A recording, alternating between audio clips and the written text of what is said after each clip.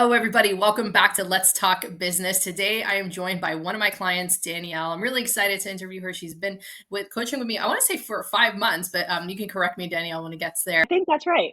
Yeah. Okay. Yeah. I think it's about 5 months. I'm really excited to get you on here because you've been in business for, well, we would say short, under 5 years. And I would love to learn your experience so far, what you wish you knew. So I'm so glad to have you here on Let's Talk Business. Why don't you go ahead and introduce yourself? Awesome. Yes, happy to do so. Thank you so much, Maria, for having me here today. I really learned from you, and it's exciting to be able to share with others as well here. So thanks for inviting me. My name is Danielle Tuason, and I'm the managing owner of Seniors Helping Seniors located in the city of Orange. And what we do is we provide in-home care services for older adults who might need some extra help around the home or living their day-to-day lives. And what makes us unique is we do that because our caregivers and companions, our team, they are older, mature, active adults themselves. And so we match them and they form beautiful friendships and are able to help each other. And that's what we do. Before I met you, I never knew that there was a service like that. And it's amazing to have something like that available. Oh, yeah. No, it is very fulfilling work. And part of why how I ended up here in the first place is, this work is actually very deeply personal as well. I always knew from when I was younger, I always wanted to make sure that the work that I did was purposeful, that it was helping others. And I actually personally didn't know this was something that you can do. If you asked me, 10, 20 years ago, I didn't know that this whole industry existed. But it is deeply personal for us for a number of reasons. One being that, so I'm a proud Filipino American, and a lot of what has inspired me and the work that I do and the way that I live my life and the values that we follow is by our upbringing and our Filipino culture. And so it's kind of a part of our culture to care for each other, to have that hospitality. It's common to see a lot of Filipinos gravitate towards like the medical field and fields where they're serving others and helping. So that's why I feel like this work is very deeply personal. It's a way for us to serve our community, particularly the elders in our community who we really respect and look up to. And we all wouldn't be where we're at today if it weren't for them. So to be able to be a part of their journey and in their lives, it really means a lot to us. And it's a way we celebrate our culture to do that. And then the second reason why this work is just very personal for us, and actually, as of yesterday, it's 10 years. Sorry if it is a little bit challenging to share, but 10 years ago, my father in law actually passed away from stage 4 lung cancer. And so prior to that, that whole journey, when you have a loved one who is sick, everything changes for the family because you are going emotionally through this roller coaster of how do we be there for them? How do we also be there for each other and ourselves as family caregivers? And so my husband and I, we co-own this business together. We do it with the support of our family, and we do it in honor of his dad, Alo. And unfortunately, his journey ended, but the what we learned from it still lives on. He lives on through this business because what we do is we take that experience we had, we remember the challenges we faced, and it allows us to be there for the families who might be facing similar things, whether it's they're trying to care for an aging loved one and they just don't know where to go or where to start, where to find information, or maybe just that emotion that they're carrying and they just need some extra help. We understand that too, and that's what we bring to the business. The other thing that I would love to share, if I could just share a quick story about Alo. Alo, Chris's dad, he worked for the United States Postal Service for 30 years, and he was a mail carrier, and he was just the funniest guy. If you ever met him, he's so funny, and people knew that on his route. And he would tell me about his route, how he would go, and there were certain homes where he would go to that home and know that the person who lived in that home would be waiting for him to deliver the mail. And the reason why is because he was going to make them laugh. He was going to make their day. He was going to say hello to them. He may have been the only person to say hello to them that day or that week. And so when we do hire our team, we look for people like Alo. We look for people who love bringing joy to strangers on the street. We look for people who are there to serve. We look for people who like to make you laugh or experience joy. That's who he was, and so he lives on in this business. And so that's a big part of how we got here, why we're here, and why we continue to work so hard in this work. I love that. Thank you for sharing such a personal story of what got you into the business that you're in. I personally would have been mailing myself letters if that meant that he could come to my house and make me laugh, right? Why not? Yeah, that would have been fun. Yeah. So thank you again for sharing that. I don't want to say lighter note because it's not lighter. It's just let's just go to the questions for the interview. What has been your biggest success so far? It's a really good question. Now we are, like you mentioned, a newer business, but I would say that what our biggest success that's been so far, and maybe what it will continue to be, are the relationships that we're forming in this community.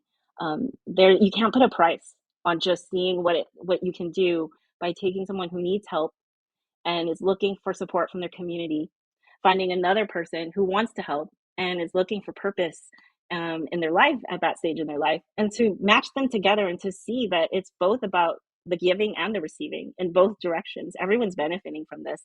And so I would say our biggest success are the relationships that are being formed with our caregivers, our companions, with the older adults we serve. And even just our presence in the community has been really fun to see, to grow, to see everyone getting excited about our mission and what we're trying to do.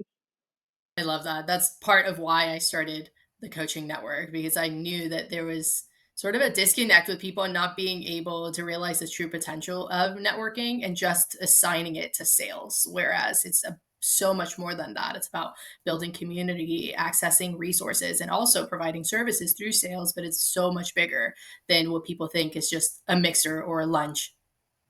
Yeah, and that's actually why I love working with you, Maria, because you get that part, and it's artful, to be able to understand relationships in that way. And it's also very fulfilling for the heart. And so, anyway, I know that's where you and I align very well. Yeah, yeah. I think people forget the impact that they can have on others. And you can, as you were mentioning with Arlo, you can change somebody's day by one simple interaction. And I know that business has ups and downs. So we shared your success. What has been your greatest challenge so far, and how did you overcome it? Yeah, no, that's a really good question. And, going back to when I had mentioned how big, culture and your upbringing can have in the work that you do, I would say that could be also a challenge in having a business. Growing up, I was always taught to show up no matter what and bring your all. And we really should. We should show up no matter what. We should bring our all. But sometimes you can do that at the expense of your own well being or your own health or, those types of things. So I would just say that the greatest challenge, and it's not one where I can be like, check, I overcame it, we're done. No, it's something I wake up every day to be like, okay, this is going to be the challenge of the day, and how am I going to overcome it? And that is, just how do you be intentional with how you're doing your work? How do you make sure that you're taking care of yourself too? Because you can't give from an empty cup. You have to make sure that you're in a good, healthy space, so that when you are giving your all, you're doing that at 100% and not half of that because you're tired or, so it does. It's something that I intentionally have to think about every day. I have to ask for help. I'm Maria, that I always ask you for help. Like, hey, I'm working on some balancing of some things here and, time management and all that. So again, the greatest challenge is just, it's one that we face every day and we have to be really intentional about it. But it's just kind of giving ourselves that permission to make sure we're good, and so that we could keep pushing forward towards growth. I like that you shared one that requires continuous development and we're constantly working on ourselves. And people often, especially when they start their own business, they forget that they are their business's biggest asset and they end up working crazy hours. They do things so that they work out longer hours than they would at a regular job and they're earning less when they first started their business. That it is, as you mentioned, is detrimental to their health and ultimately it's not going to be sustainable. Yes, exactly, exactly. And it does require those constant checks on, hey, did I fall off the wagon today? Should I actually be doing this? Should I be doing something else? Should I be engaging in a day of rest or some sort of resting activities? And I'm sure you didn't know this before you started your business, but what was something that you wish you would have known before you started your own business? Oh, so many things. So many things. I'm sure there's going to be other things along the way, but I would say that probably the biggest thing that comes to mind would be, it's okay not to know. It's okay to not have all the answers, but to go anyway. If anything, it's imperative because some of what we're going to learn is by jumping in. I mean, even just to create the business, just to get it started took a leap, right? A leap of faith, a leap, just be willing to go in, even if you don't know exactly what's going to be on the other side.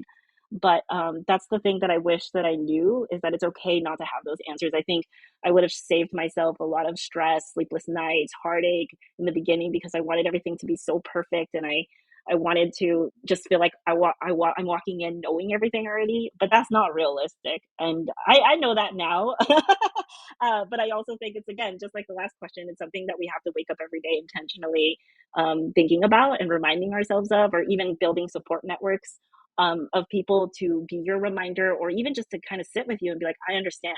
Like, I'm an entrepreneur too, and I understand. Just this past week, last week, I had a chance to go to a reunion from my college, Cal State Fullerton.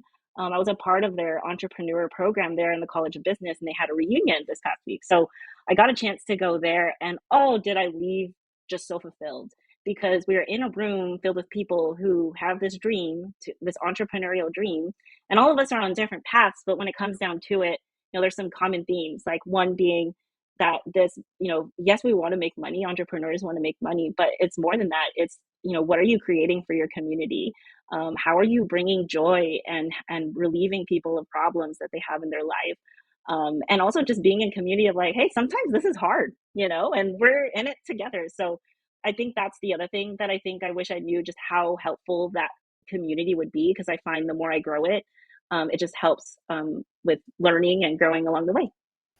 I feel like we're all a lot of us when we first start, we're sort of hungry for business and we feel that scarcity and we're just like us and we're so centered on growing our business that we forget that there are other people that have done it before and are there and are willing to share, because we couldn't possibly imagine just having a conversation with somebody and saying, hey, how did you do this? Let me be honest about my setbacks. Let me be honest about what I'm missing, because we don't want to admit that. We don't want to admit those weaknesses, and having that community where you feel safe enough to just open and say, hey, I have no idea what I'm doing. I don't know how this works. I don't know what to invest in. I don't have all the information. And that's where a lot of people get stuck in that paralysis, because they don't know what the first step is. And it's literally just do something. It doesn't matter what you do, because then the next step will figure itself out. Absolutely. Yeah, and the other thing I would just add to that, of like, to do something, I also think, like when you said the next step will figure it out, it's okay to pause for a second to figure it out. I think in the beginning I kept feeling like, no, you gotta like react right away, and I gotta do, no, sometimes the best thing to do is pause and like really just assess and reflect of what's happening before, after, the future, and exactly what you said, and then it'll work out for the next step. Absolutely. Yeah, don't be afraid to change your mind. Don't be afraid to analyze. You're making decisions based on the information that you have at that moment. And moments later, you're going to have different information. So that's where you're able to change your decision. And I always ask a lot of the time my clients, I said, would you have made the same decision 3 months, 6 months ago if you had the information that you have today? And if the answer is no, I wouldn't have, then why are you continuing with this plan? Mm. It's a good one. And the problem that people have there is they don't want to admit that they made a mistake, but it wasn't a mistake when you made the decision 3 to 6 months ago. It would be a mistake now if you know yourself that you wouldn't have made the same decision and you don't change it. That would be the mistake. But we can even still learn from that. So don't be afraid to change your mind and use the resources around you. And talking about resources, what's something that you would share with somebody that is going into business, whether it's a podcast, a book, or a person? Oh, that's a really good question. There's so many. But I do want to mention one that it has kind of been in my brain and in my mind for a really long time. Um, and it just so happened I was mentioning that entrepreneurship program that I was in back in college. And that's actually when I learned about this book and it was introduced to me. And even until today, I've always had that in my mind, whether it's with this business or even prior to this, in my career prior to this, I would always keep this mindset of how you need to have a system. So there's a book called The E-Myth Revisited.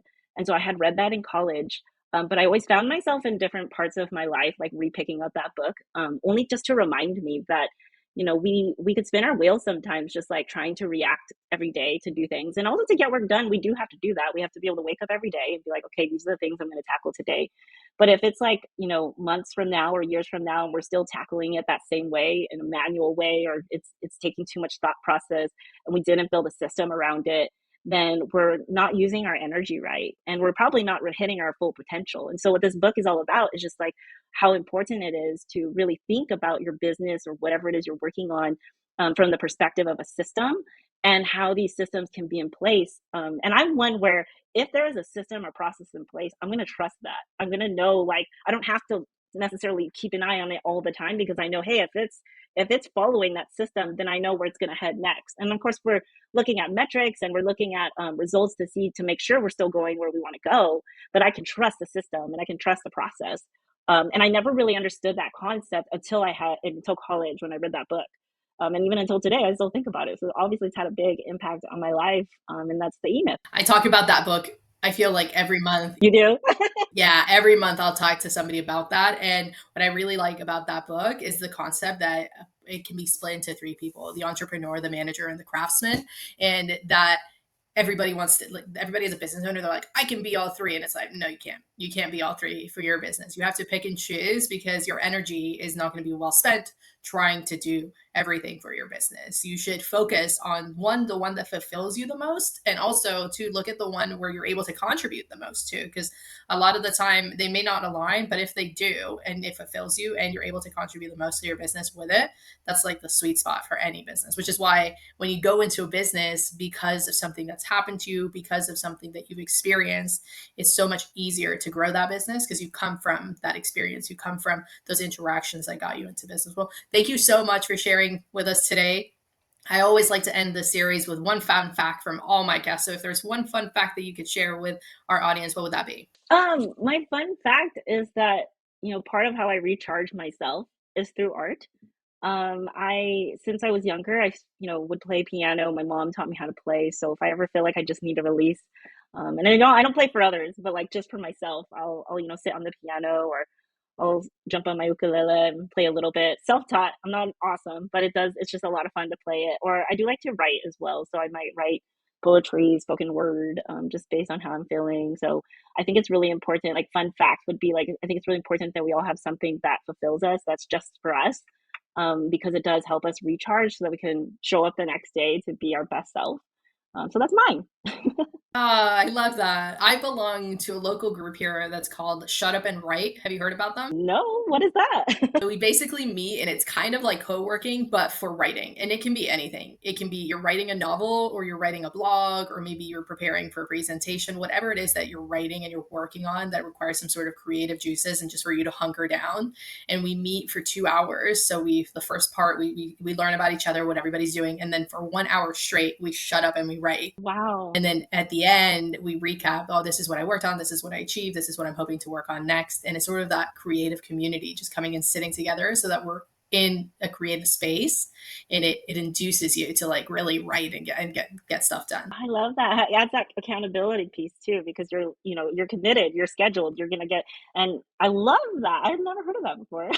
I hadn't either, but part of what I do is networking. And so I'm always looking for unique opportunities, always looking for these types of events. And so I found it and I was like, what is this? I'm going to go check it out. And I've been addicted ever since. I freaking love it. I'm going tonight. So I'm really excited to see. Oh, nice. Yeah. Yeah. So that's going to be good. But again, thank you so much. If anybody does want to reach out to you, what is the best way for them to get in touch? Whether that's LinkedIn, Instagram, your website, what would be the best way? Yeah, no, I would love professionally. Please do connect with me on LinkedIn, Danielle Tuason.